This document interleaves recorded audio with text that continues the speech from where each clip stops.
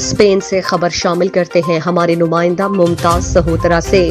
قونصل general Barcelona Mirza سلیمان Babar bag کی Spanish اور کاتالان میڈیا کے نمائندوں سے ملاقات۔ اسپین اور پاکستان کے مابین باہمی تعلقات کی بہتری اور آپسی روابط کے حوالے سے بات چیت ہوئی۔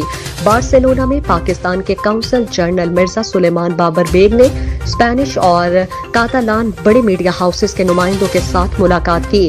ظہرانے پر یہ ملاقات 2 گھنٹے سے زائد جاری رہی۔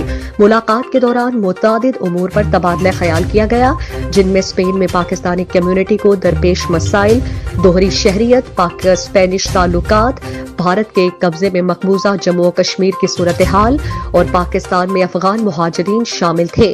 انہوں نے پاکستانی تارکین وطن کو درپیش مختلف مسائل پر بھی روشنی ڈالی، جن میں نئی مساجد کی تعمیر، مسلم قبرستان اور جسود خاکی کی پاکستان ترسیل اور تدفین شامل ہے۔ قونصل جنرل نے میڈیا کے نمائندوں کو کووڈ-19 کے اوقات میں پاکستانی ٹیکسی ڈرائیورز کے انتہائی مثبت کردار سے بھی آگاہ کیا۔